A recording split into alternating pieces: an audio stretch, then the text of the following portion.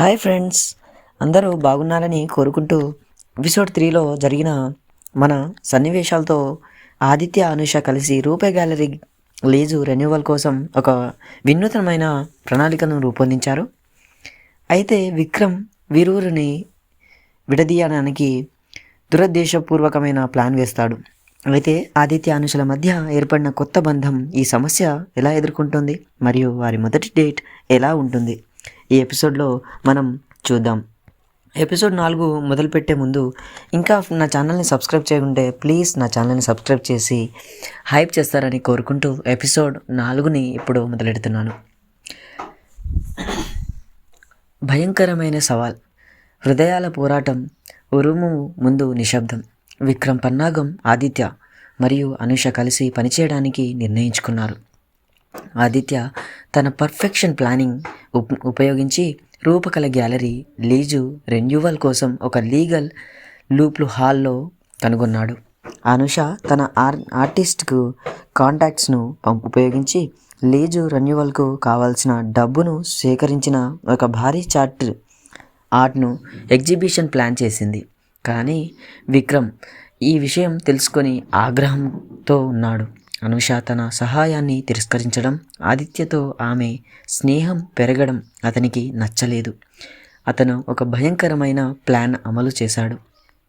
అయితే దీంట్లో ఒక డ్రామాటిక్ కొత్త మలుపు తిరుగుతుంది. అదే రూపకలకు ముప్పు. ఆ రోజు సాయంత్రం ఆదిత్య, అనుష కలిసి రూపకల గ్యాలరీలో ఎగ్జిబిషన్ ఏర్పాట్లు పరిశీలిస్తున్నారు. అనుష సంతోషంగా ఇలా అంటుంది, ఆదిత్య గారు, మీ లీగల్ ప్లాన్ అద్భుతం. ఈ ఎగ్జిబిషన్ విజయవంతమై మనం లీజును రెన్యూ చేసుకోవచ్చు. మీరు కేవలం ఆర్కిటెక్ట్ కాదు, నిజంగా సంక్షోభ ఆర్కిటెక్ట్ అని అంటుంది. ఆదిత్య నవ్వుతూ, మీరు నా డిజైన్లను మెచ్చుకున్నందుకు సంతోషం అనుష. మా పర్ఫెక్ట్ ప్లాన్లో విక్రమ్ అనే ఒక చిన్న ఎర్రర్ ఉంది, దాన్ని కూడా సరిచేయాలి.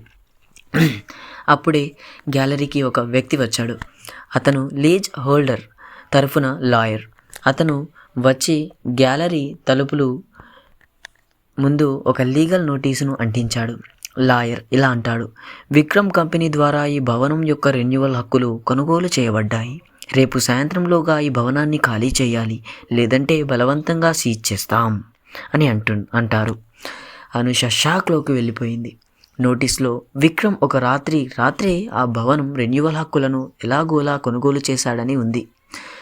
లీజు చివరి తేదీని ఒకరోజు ముందుకు మార్చడానికి లీగల్గా ఉన్న ఒక చిన్న లోపాన్ని విక్రమ్ ఉపయోగించుకున్నాడు. అనుష భయంతో ఇలా అంటుంది, లేదు, ఇది అన్యాయం. మా ఎగ్జిబిషన్ రేపు ఉంది, నా కళని ఇలా ఆపలేరు అని అంటుంది.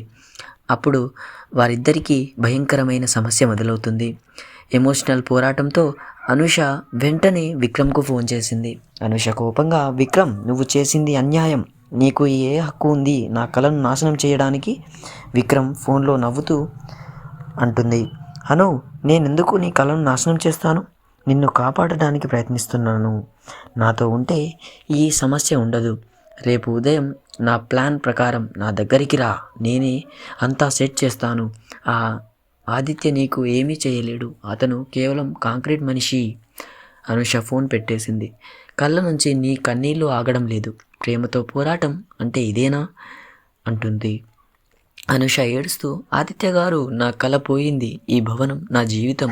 ఆదిత్య అనుషను దగ్గరకు తీసుకున్నాడు. లేదు అనుష, మీ కళ పోలేదు, నేను ఉన్నాను.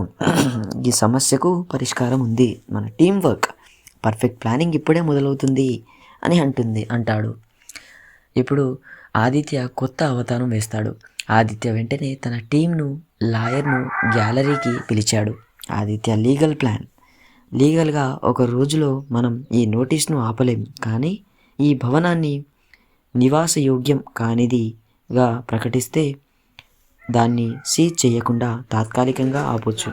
అనుష మరియు టీం అంతా ఆశ్చర్యపోయారు. నివాసయోగ్యం కానిదిగా ఎలా ప్రకటిస్తాం అని అంటారు. ఆదిత్య కామెడీగా తన పర్ఫెక్షన్ పద్ధతిలో ఇలా అంటాడు, ఆర్కిటెక్ట్గా ఇది నా కొత్త డిజైన్. మనం రాత్రే ఈ గ్యాలరీలో కొన్ని ఫంక్షనాలిటీ ఎర్రర్స్ను సృష్టించాలి.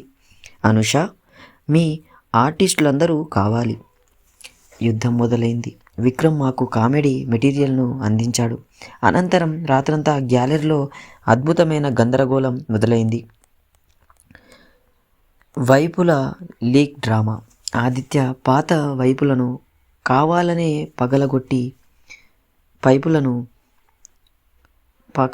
పగలగొట్టి గ్యాలరీ సీలింగ్లో నీరు లీక్ అయ్యేలా చేశాడు. కానీ లీక్ అయ్యే నీటిని ఆపడానికి ప్లాస్టిక్ బకెట్లు పెట్టి దానిని ఒక ఇన్స్టాలేషన్ ఆర్ట్గా ప్రకటించమని అనుషకు సలహా ఇచ్చాడు.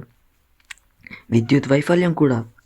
ఆదిత్య మాస్టర్ స్విచ్ను టెంపరీగా ఆఫ్ చేసి మెయిన్ ప్యాన్లను పాత టీషర్ట్లతో కప్పేశాడు. ఇది డార్క్ సైడ్ ఆఫ్ సొసైటీ అనే థీమ్ కిందకు వస్తుందని అనుష ఆర్టిస్టులను ప్రకటించారు. కిటికీల కూల్చివేత. అనుష ఆర్టిస్టులు రాత్రికి రాత్రే కొన్ని కిటికీలను జాగ్రత్తగా తీసి దాన్ని బౌండరీస్ బ్రేకింగ్ ఆర్ట్ ప్రకటించారు. తుఫాను తర్వాత శాంతిగా లభించిన ఒక హృదయ విజయం. మరుసటి రోజు ఉదయం లాయర్, మున్సిపల్ అధికారులు గ్యాలరీని సీల్ చేయడానికి వచ్చారు. ఆదిత్య, అనుష పర్ఫెక్ట్ సూట్లలో అక్కడ నిలబడ్డారు. లాయర్ ఇలా అంటాడు, మేము సీల్ చేయడానికి వచ్చాం. ఆదిత్య, ఒక్క నిమిషం లాయర్ గారు, అని ఈ భవనాన్ని సీల్ చేయలేరు. ఎందుకంటే ఒక ఆర్కిటెక్ట్గా నా రిపోర్ట్ ప్రకారం ఇది నివాసయోగ్యం కాదు. ఆదిత్య సీలింగ్ నుంచి లీక్ అవుతున్న నీళ్లు, కనెక్ట్ కాని వైర్లు, పగిలినట్లుగా ఉన్న కిటికీలను చూపించాడు. ఆదిత్య సీరియస్గా ఇలా అంటాడు, చూడండి, విద్యుత్ భద్రత లేదు, వాటర్ లీకేజీ, సరైన నిర్మాణం లేదు. ఇది ఆర్ట్ ఎగ్జిబిషన్ కోసం కూడా పనికిరాదు. దీన్ని సీజ్ చేయడం కాదు, ముందుగా రెనోవేషన్ కోసం ఆపాలి. అనధికారంగా నివాసయోగ్యం కానిదిగా ప్రకటించడంతో సీజింగ్ ప్రక్రియ తాత్కాలికంగా ఆగిపోయింది. లాయర్ అధికారులకు నిస్సహాయతగా తప్పలేదు. విక్రమ్ ఆ దృశ్యాన్ని దూరంగా చూసి ఆగ్రహంతో అక్కడి నుంచి వెళ్ళిపోయాడు. అప్పుడు వాళ్ళు కలిసి చేసిన అధికారులకు వెళ్ళిపోయాక అనుష సంతోషంతో ఆదిత్యను హత్తుకుంది. ఇది వారి మొదటి ప్రేమ కౌగిలి. అనుష ఎమోషనల్గా, మీరు గొప్పవారు ఆదిత్య గారు, మీరు మీ పర్ఫెక్షన్తో నా కళను కాపాడారు, మీ లీగల్ డ్రామా అద్భుతం అని మెచ్చుకుంటుంది. ఆదిత్య ప్రేమగా, మీ కళ్ళల్లో భయం, ఆ కన్నీళ్ళు, అది నా పర్ఫెక్ట్ లైఫ్లో అత్యంత భయంకరమైన ఎర్రర్ అనుష. దాన్ని సరిదిద్దించడానికి నేను ఎంత దూరమైనా వెళ్తాను. ఇప్పుడు మన ఎగ్జిబిషన్ ఉంది, గెలిచాం అని అంటాడు. ఆ రోజు సాయంత్రం ఎగ్జిబిషన్ అద్భుతంగా జరిగింది. లీజు రెన్యువల్కు కావాల్సిన డబ్బు కంటే ఎక్కువ మొత్తంలో డబ్బు సేకరించబడింది. ఆదిత్య అనుషతో ప్రేమగా, నా పర్ఫెక్ట్ బిల్డింగ్స్లో ఎప్పుడూ లేని ఒక ఫీలింగ్ మీ పర్ఫెక్షన్ లేని ప్రపంచంలో దొరికింది. అనుష, మీరు లేకుండా నా జీవితం కేవలం ఒక బ్లూ ప్రింట్ మాత్రమే అని అంటాడు. అనుష నవ్వుతూ అతని చేతిని ప్రేమగా పట్టుకుంటుంది. ఈ యుద్ధం వారి హృదయాలను శాశ్వతంగా కలిపింది. అయితే ఇంతటితో ఈ ఎపిసోడ్ సమాప్తం.